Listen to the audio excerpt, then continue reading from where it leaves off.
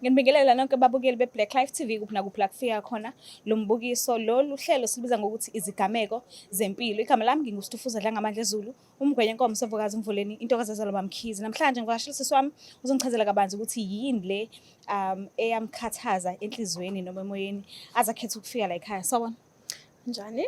Uyaphila njani? Ngiyaphila. Ngithanda isimali sakho. Ubani igama nesibongo? Igama nguLungelo, ngwaXulu, abanye bangibiza ngoLu. Ngisuka eNkandla, kodwa kwamanje ngihlala la eThekwini. From Kuphi 2021. nenkandla? NgakoZuma, previous president. Yeah, ngiyabona. So, benjani impilo ikhulu? Asikisi. Benjani impilo ikhulu? Beku-right. Noma-ke phela beba khona like kwisimo sibhede but ke besicope. Ukhule ngaphansi kwesandla sabazali bobo-2? No. Kodwa umuntu engathi ngihlalele naye ubaba. But uma asibanga naso isikhathi naye. But usaphila. Ubehlala kwenye indawo? Yeah. Oh, okay. Ubeseshadile? No. Ubesebenza? Into kanjalo. Into ecishe ziwe kanjalo.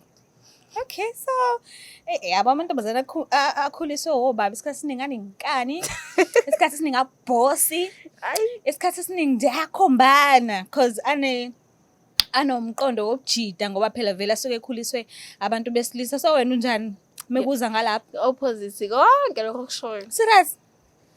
Okay, shothi ubaba bengaqinisi kangako isandla. Yeah, ngasho kanjalo. Kube intombazane. Ngasho kanjalo. Siyabonga lapho kubaba. So sithini isigameko kwenzakalani? Okay, ngo-2020 ngiqeda esikoleni. Nga-decide ukuthi ngize la eThekwini. Ngo-2021 ngizovashela u-auntie ohlala e-Avoca. Okay. So ufika kwami bengizofuna umsebenzi, ngibuye ngizame ne-career yami le acting nani.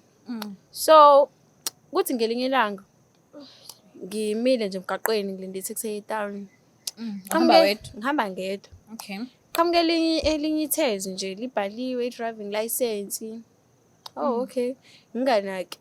Lime driver ikhehla lendiya nje. Lime Avoca vele kugcwele amandi.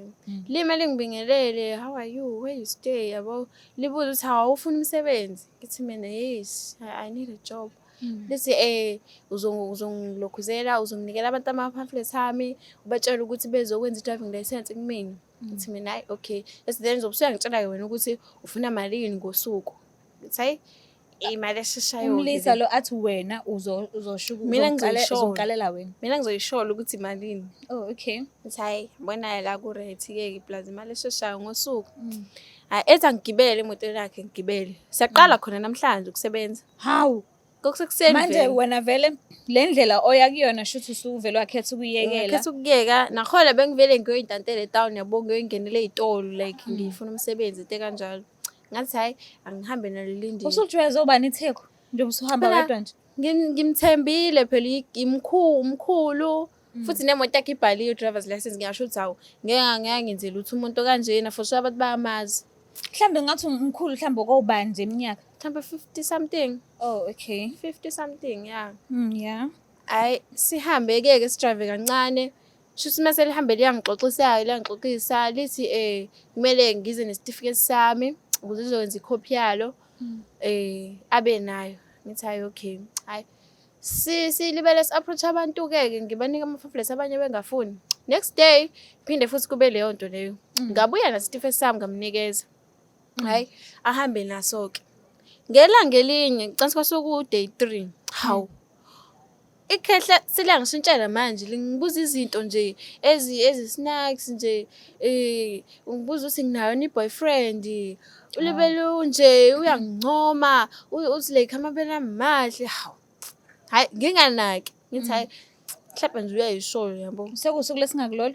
Mhlawumbe kusuku lwesithathu noma lwesi-4. Nihlanganaphi? Estobhini njalo menihambe niyosebenza? Njalo ngithatha estobhini nje. Oh okay. Hawu. Lekhehle seliyangincoma yabo selincoma nezinto like izinto ezi-private. Ngithi hayibo. Hayi. Uyakwazi kubo kwalo la hlala khona? Angikwazi. Nilokhu nihlanganela nje estobhini? Hayi Nkosi yami okay. ngilaziya la emgaqweni ahlangana la si-drive sihambe sinikeza abantu ama-pamphlets siphinde futhi lizongishiya la esitobhini. Hhayi kuthi ngolunye usuku hawu sileqela lokhu liyangithinta ngabona sayize yangishubela-ke. Imali manje menisebenza kudliwani? Uyakuthenga yena ukudla umnumzane? Ngiyazithengela mina. Noma mhlawumbe igwinya kanje noma ama-fries khona la endaweni. Hhayi futhi sasingasebenzi isikhathi eside mhlawumbe kuba o-3 hours 4 hours kanje mase ngibuyela endlini. Hhayi ngolunye usuku seliyangijikela seliyangithinta hawu kanjani manje ngabona ukuthi yabona sekho-comfortable manje la. Hhayi Likuthintaphi? Lilokhu angithi yabo uhleli kanje esitringini lokhu libeka isandla kanje. Nkulunkulu waseshowe. Hayi Lilokhu libeka isandla kanje ngabona ukuthi yabona ziyangishubela-ke la. Ngathi lapho seliyabona vele ukuthi nami ngathi khona into engiyisolayo lithi lizama ukususa imoto ngavula imotweni ngaphuma ngagijima ngahamba ngaye ekhaya. Uma ngifika ekhaya ngifika nje nga-act normal engathi akwenzekanga lutho. Hhayi vele ngaleso sikhathi leso ngangabi nayo i-ID. Kwakumele ngihambe ngokwenza i-ID emakhaya so vele kuzodinga isitifiketi. Ngifika ekhaya endlini ngingasho lutho mina ukuthi isitifiketi sami sasisele sangenzeka kanje. Ngivele ngithi nje bese ngikhathele kula msebenzi mina ngiyekile abantu abafuna ukwathatha amaphepha. Awusho ekhathi isitifiketi usushiye nendiya leli. Angishongo lutho. Hhayi kusesikhathi ukuthi kumele ngibuyele emakhaya manje. Hhayi ngihambe ngekhaya ubaba vele wayeplana ukuthi angenzele i-ID. So mina uma ngifika angithi uzongibuza phela uzosho ukuthi asihambe nithola i-ID wara kudinga isitifiketi. Ngivele mina ngihambe ngiyofikela ekhaya kuma ngingafikele ekhaya. Gcine kuba ngathi kuyathuleka-ke futhi kancane because uwumuntu obhizi naye. Kuba ngathi kuyathuleka indaba ye-ID okay. Phinde futhi sengiyabuya ngibuyela la eThekwini. Ngiyacabanga phela manje ukuthi ngifuna ukuyofesa anginayo i-ID.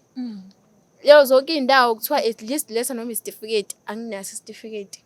Ngabona ukuthi yabona-ke manje sengishubele.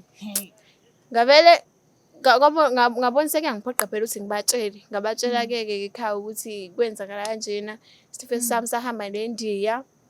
Ngasho ukuthi indiya lenza isi-drama. Lapho bayalazi cabanga liyaziwa nje because lihlale lihamba nelokhuzana nethezela. Shuthi liyalibona vele ukuthi mina ngiyayibhayizela ngiyayifikela eThekwini. Hhayi-ke balifonele-ke ngabheka iphepha leli ngaze ngathola usisi wami walifonela.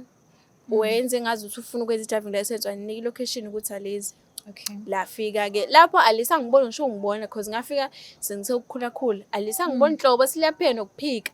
La sokuthi ukuthi kukhona isitifiketi esikhona laphana kusona. Blazi-ke vele nomalume oshade no-aunt loyo ngangimvashela avoka uyiphoyisa. Hhayi wamsabisayo washo nje ukuthi ngizokubopha warawantu ntoni.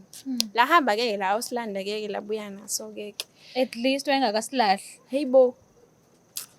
Hhayi yabona nje ngagileka. Shuthi kahle kahle bekuyinto abayijwayele ukuyenza leyo ukuthatha amantombazane angajwayelekile eroundini awasebenzise kanjalo. Kushuthi into ajwayele ukuyenza. Shuthi uyakwazi nokubona ukuthi hayi usayithithizela usafika la. Kodwa wagcina engakuthintanga-ke ngokujulile kakhulu nokuthi akuthinte emathangeni. Hhayi wagcina wongithinta emathangeni nje kuphela.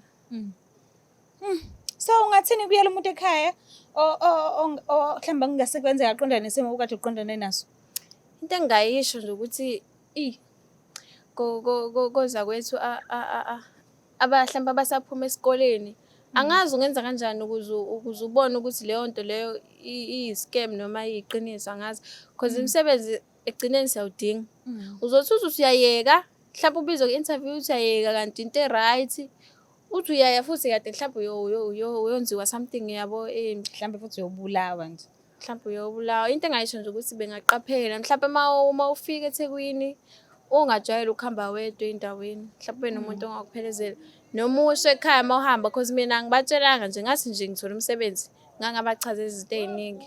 Kuyasiza ukusho ukuthi ngendaweni ethile. Bazi. Yeah. Ungavele unyamalale nje. Alright babukeli lapha emakhaya siyacela ukuthi nilalele kakhulukazi ixwayiso zethu zama-guest asuke efikile la ukuthi ungamthembi umuntu ongamazi and ungavele nje uvume nanoma yini. Qala wenze uhlelo lokuthi ungacwaninga uthole kahle kwi-research yakho ukuthi lento leyo uzokuyenza i-legit noma mhlambe i-scam. Abantu bangaku-scam because eThekwini ziyaphenduka ziyawa. Uthathelwa noma yini ngenxa yokuthi usukulele ubuthongo.